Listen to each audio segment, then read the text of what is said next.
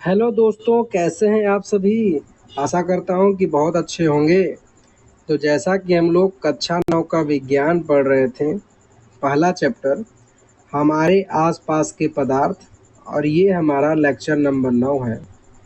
इसके पहले lecture number 8 में हम लोगों ने चौथे पेज पर दिए हुए पदार्थ की द्रव अवस्था के बारे में पढ़ा था, और आज इसी के आगे क्रम में हम लोग गैसीय अवस्था के बारे में पढ़ेंगे।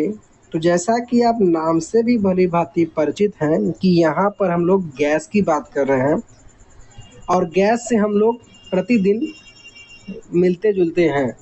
वो किसी भी रूप में हो सकता है। वो हो सकता है कि कभी आपने अपच ज़्यादा खाना खा लिया हो, या फिर मूली का पराठा खा लिया हो, या कुछ भी। तो चलिए, तो जोक्स का पार्ट था। अब हम लोग देखते हैं कि गैसीय अवस्था क्या होता है। तो देखिए, आ आपने कभी उस गुब्बारे वाले पर ध्यान दिया है जो गैस के एक सिलेंडर से बहुत सारे गुब्बारों में हवा भरता है? उससे पता लगाएं कि एक सिलेंडर से वह कितने गुब्बारे भरता है। उससे पूछिए कि सिलेंडर में कौन सी गैस है। तो देखिए, वो गुब्बारा वाला तो मैं तो नहीं जानता। जैसे हम लोगों के यहाँ, जैसे यहाँ बरिया घाट है मिर्ज़ापुर में, तो जब भी मेला वगैरह लगता है तो वहाँ पे गुब्बारा बेचने के लिए आता है। उसका सिलेंडर साइकिल से बंधा रहता है, और यहाँ पे उसका नोज़ल रहता है। इससे वो गुब्बारा भरता है, बहुत गुब्बारे वो भरता है। तो ऐसे आपके यहाँ भी आते होंगे, तो आप लोग उनसे पूछिएगा कि इस एक सिलेंडर से आप कितने गुब्बारे भरते हैं और इसमें कौन सा गैस आप भरते हैं। तो इसमें देखिए, हीलियम गैस वो बताएगा, क्योंकि हीलियम सबसे हल्की गैस होती है, और इसी के वो भर के वो गुब्बारे को हल्का करता है। तो आइए इसको समझने के लिए हम प्रैक्टिकल को देखते हैं। करना क्या है कि 100 ml की 3 हमें सिरिंज लेना है। सिरिंज मतलब जिससे हमको सुई लगती है, और उसके सिरे को रबड़ के कॉर्क से बंद कर देना है, जैसा कि चित्र में दिखाया गया है। आइए मैं आपको चित्र दिखा देता हूँ। देखिए, ये है आपका सुई। सुई के जहाँ हम सुई लगाते हैं उस हिस्से को रबड़ से बंद कर देना है, ठीक है। और इस सुई के पीछे वाले भाग को पिस्टन कहते हैं, ये ध्यान दीजिए, क्योंकि अभी आगे इसकी ज़रूरत पड़ेगी। तो चलिए भैया, हमने इसको बंद कर दिया। अब करना क्या है कि सभी सिरिंज के पिस्टन को हटा दें। मतलब जो मैंने आपको पीछे वाला भाग बताया उसको हटा दिया तीनों सुई से। तो पहली सिरिंज में हवा रहने देना है, दूसरी में जल, और तीसरे में चाक के टुकड़े भरने हैं। देखिए क्या कह रहा है कि आपको 3 सिरिंज लेना है, जिसका कि आपको पीछे का पिस्टन हटा देना है, ठीक है। फिर उसके बाद एक में आपको हवा भरा रहना देना है, दूसरे में आपको जल भरना है, तीसरे में चॉक भरना है। फिर इतना करने के बाद करना क्या है कि पिस्टन को वापस सिरिंज में लगा देना है। मतलब कि आपने जिस पीछे वाले भाग को निकाला था, आपको फिर से उसी को लगा देना है। तो उसके बाद सिरिंज के पिस्टन की गतिशीलता आसान करने के लिए उस पर थोड़ी वैक्सीन लगा दें। मतलब कि कह रहा है, ये जो पिस्टन का ये वाला सिरा रहता है जिस पे काला-काला रबड़ लगा रहता है, ये आराम से काम करे, तो इस पर आप थोड़ा-सा वैसलीन लगा दें। अब पिस्टन को सिरिंज में डालकर संपीड़ित करने की कोशिश करें। मतलब कि इसको अब सुई वाले, मतलब वैक्सीन वाले में डाल के इसको जब आप दबाएँगे, तो देखिए उससे क्या होगा।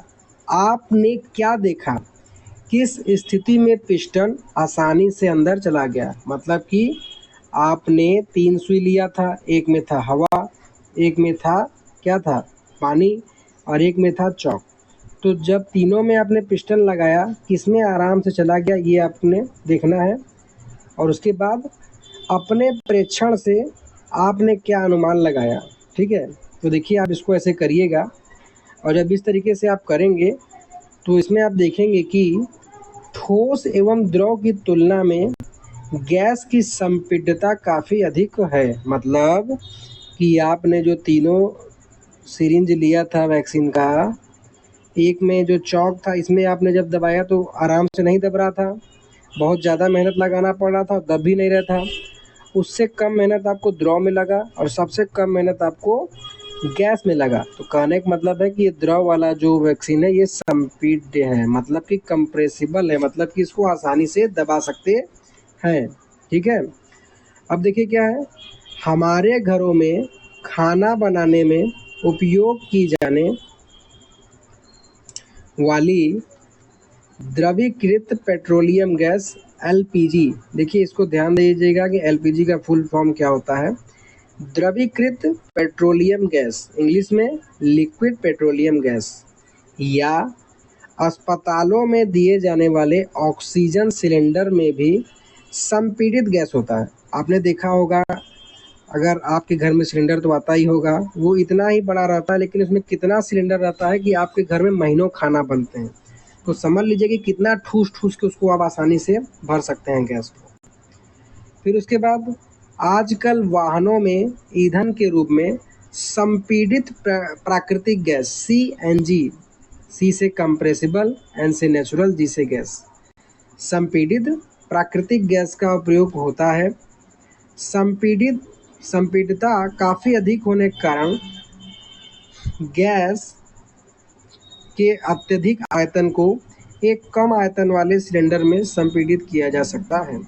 मतलब जैसा कि आप देख रहे हैं कि इस समय पेट्रोल और डीजल कितने महंगे हो गए हैं, तो उसी का एक सॉल्यूशन के तौर पे सीएनजी का प्रयोग करते हैं। तो उसमें भी क्या होता है, वो बिल्कुल एलपीजी की तरह होता है, मतलब कि जो हमारे घर में सिलेंडर आता है, बस उससे क्या होता है, गाड़ी हम चला सकते हैं एवं आसानी से एक स्थान से दूसरे स्थान तक भेजा जा सकता है। जैसे सिलेंडर आपका फैक्ट्री में भराता है, फिर उसको भर के कितना आराम से उसको आप घर घर डिलीवर कर दिया जाता है। उसके साथ साथ हमारी नाक तक पहुंचने वाली गंध से बिना रसोई में प्रवेश किए ही हम जान सकते हैं कि क्या पकाया जा रहा है। मतलब कि हमारे घर में जब कुछ पकता है अच्छा पकवान, तो बिना किचन में जाए ही हम बता देते हैं कि हाँ भाई आज ये पक रहा है। कैसे? क्योंकि वो गैस अवस्था में ये गुण है। तभी ये गंध हम तक कैसे पहुंचती है? खाने की गंध के कण वायु में मिल जाते हैं। हमारे तक कैसे पहुंचती है? क्योंकि जो खाने की गंध या सुगंध होती है वो वायु में मिल जाती है और रसोई से फैलकर हम तक पहुंच जाती है। यह गंध के कण और दूर भी जा सकते हैं। पके हुए गर्म खाने की महक हमारे पास तक कुछ ही क्षणों में पहुंच जाती है। इसकी तुलना ठोस एवं द्रव के मिश्रण से करें। मतलब कि आप अगर ठोस और द्रव की तुलना करें कि जैसे कहीं 4 कमरा दूर में कुछ ठोस रखा है बर्फ़, तो क्या आपको दूर से ही बता देंगे कि हाँ वहाँ बर्फ़ रखा है? नहीं बता पाएंगे। या वही अगर तेल रखा है, पेट्रोल वगैरह, तो उसको आप बता सकते हैं, लेकिन अगर वो गैस लीकेज कर रहा है तो द्रव की तुलना में और दूर से ही आप बता सकते हैं। तो वही कह रहा है कि दूर से बताने के गुण को विसरण कहते हैं। विसरण मतलब कि वायु में कणों का मिल जाना, जिसका परिभाषा मैंने आपको पहले ही बताया है।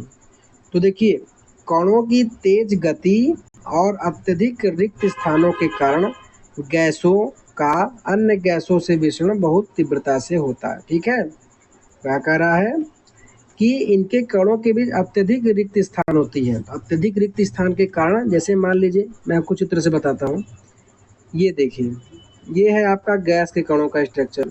अब इनके बीच में कितना कितना जगह है, तो इनके बीच में आके वायु भर जाती है और वायु अपने साथ इनको बहवा के ले जाती है।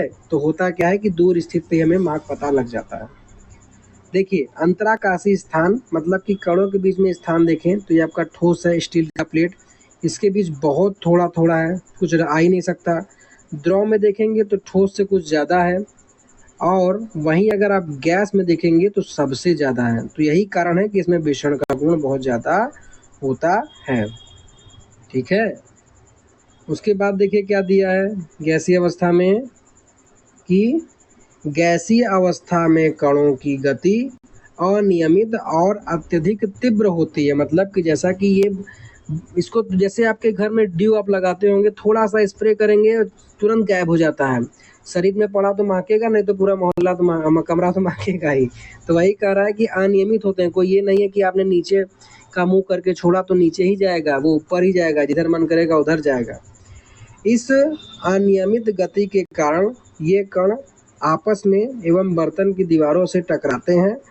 बर्तन की दीवार पर गैस कणों द्वारा प्रति इकाई क्षेत्रफल लगे बल के कारण गैस का दबाव बनता है। मतलब कि जैसे ये आपका क्या है, देखिए चित्र में बता रहा हूँ कि ये आपका कैन है और इसमें भरी है गैस।